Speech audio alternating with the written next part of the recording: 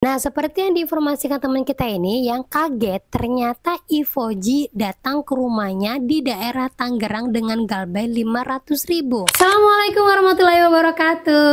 Apa kabar teman-teman semuanya? Semoga semua dalam keadaan sehat walafiat ya.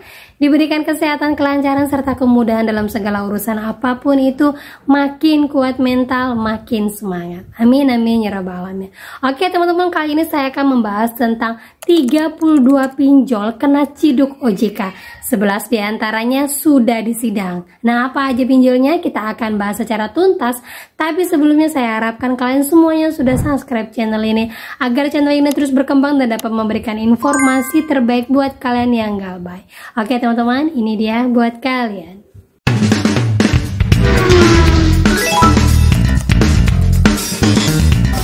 Oke teman-teman semuanya, sebelumnya saya mau menginformasikan dulu kepada kalian, karena sekarang kan Ramadan nih ya, mau lebaran, otomatis akan banyak sekali penawaran-penawaran yang akan masuk. Bagi kalian yang baru galbay, mungkin kalian akan merasa penawaran-penawaran ini bener apa enggak ya. Tapi kalau yang udah senior galbay pasti akan merasa udahlah, abaikan sajalah, karena semua ini hoax, sudah dibayarkan pun pasti tidak akan hilang. Nah, salah satu contohnya adalah penawaran untuk pelunasan dengan diskon 50%. Ada yang 25%, bahkan ada yang galbay beberapa lama tiba-tiba di WA sama DC-nya dan mengatakan akan dibantu untuk pelunasan. Nah, model seperti ini benar atau tidak ya? Nah, seperti ini contohnya teman-teman ya. Ini contoh dari SP Letter. Kan banyak juga dari contoh-contoh yang lain ya, seperti Julo, Uwatas ataupun Bantu Saku. Nah, di sini ditawarkan opsi cicilan 25% sampai 50% dari total tagihan Anda saat ini. Jika masih menunda pembayaran, pihak kami akan memproses data sesuai KTP terdaftar dan akan melapor kepada RT RW. Ya, sudah memberikan diskon, kalau tidak membayar akan dilaporkan. Nah, kalau yang model seperti ini hati-hati sekali teman-temannya, jangan langsung tergiur. Karena apa? Diperhatikan dulu momennya. Saat ini momen lebaran, otomatis akan banyak sekali penawaran yang bagaimana cara mereka lakukan itu agar mendapatkan uang kalian. Dan ingat sekali, pihak ketiga tidak berhak untuk menawarkan penawaran diskon seperti ini, karena diskon dan penawaran itu ditentukan oleh pinjolnya langsung. Nah, itu dia teman-teman ya, sama seperti tahun-tahun sebelumnya, sudah banyak sekali orang yang masang status tentang keringanan diskon-diskon seperti ini, dan banyak pula yang menanggapi bahwa mereka semua wajib melunaskan sesuai dengan yang ada di aplikasi. Ya, karena apa? Ketika mereka mau membayarkan sesuai yang diperintahkan oleh DC-nya, ternyata nilai itu tidak sesuai dengan aplikasi, dan ketika kita mau membayarkannya, kita harus membayarkan full, tidak bisa seperti diskon yang disebutkan sama pinjol-pinjolnya. Jadi buat teman-teman semuanya, kalau memang kalian tertarik untuk melunaskan melalui diskon-diskon seperti ini, ada baiknya ketika kalian memang benar mau menanggapi DC-nya itu, minta DC-nya untuk ubah di aplikasinya sesuai dengan diskon yang diberikan. Nah, itu yang pertama. Nah, lanjut lagi yang kedua, kalau saran dari saya lebih baik diabaikan saja dan tidak usah percaya dengan diskon yang seperti ini. Karena ada seorang teman yang sudah hampir jual tanah, jual harta benda, bahkan dia mau menjual rumahnya saat ini karena tertarik dengan diskon-diskon dari 11 aplikasi yang dia gunakan. Ternyata sudah dibayarkan sampai hari ini tidak ada kata lunas. Bahkan dia bilang saya sudah membayarkan sesuai dengan aplikasi, tapi masih muncul juga bunga. Akhirnya saya capek sendiri. Nah, sekarang harta satu-satunya saya punya adalah tinggal rumah.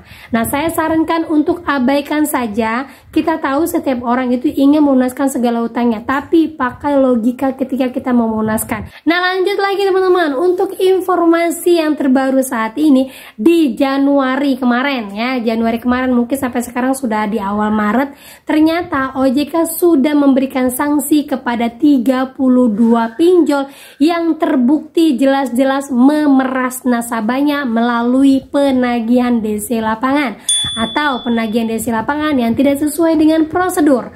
Nah, ini semua efek dari pengaduan yang kalian layangkan kepada OJK.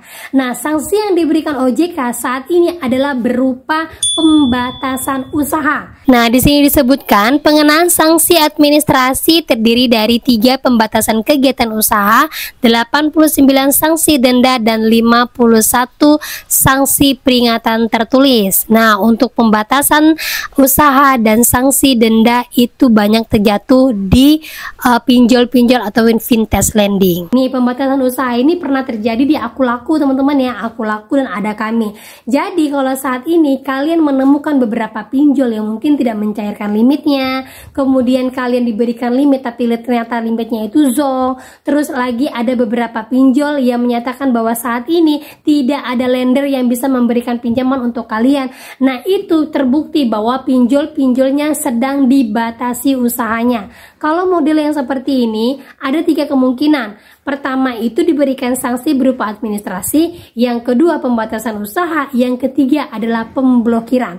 Nah, lihat, ke-32 pinjol ini sedang masa kedua, yaitu pembatasan usaha. Kalau makin lanjut kalian mengadukan semua DC-DC lapangannya, kemungkinan besar, walaupun ini agak sulit teman-teman ya, terjadinya pemblokiran. Selain dari adanya pengaduan dari lendernya tentang tidak ada pembagian hasil, kemudian limit yang tidak ada dari para pinjol-pinjolnya, ini kemungkinan bisa diblokir. Karena apa? Mereka tidak menjalankan usaha sesuai dengan yang dimandatkan oleh OJK. Jadi ingat, waspada. Beberapa pinjol-pinjol yang memang menurut saya pinjol-pinjol inilah yang disanksi karena banyaknya pengaduan.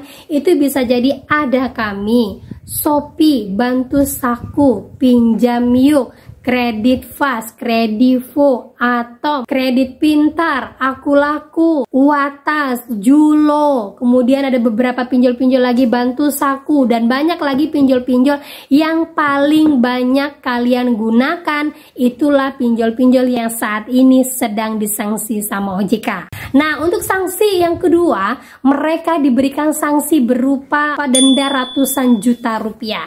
Nilainya hampir menyentuh angka 300 juta lebih. Nah, untuk pembayaran ini kepada OJK, otomatis pinjol-pinjol ini berpikir bagaimana mereka bisa mendapatkan kekosongan uang yang 300 juta ini.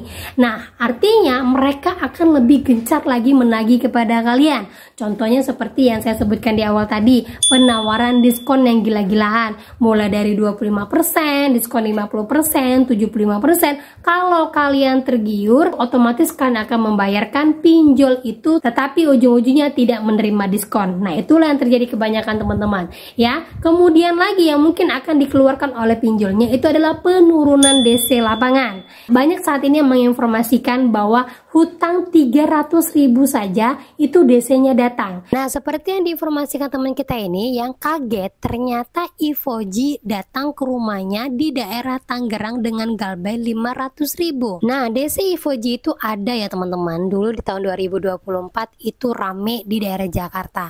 Kemudian surut menjelang akhir tahun dan ternyata sekarang di Ramadan naik lagi. Nah, itu dia teman-teman ya. Jadi kalau ada yang menginformasikan, "Mbak, saya galbay Aku Laku, Mbak, nilainya cuma 300.000, Mbak, datang nggak DC-nya?" Jawabannya datang.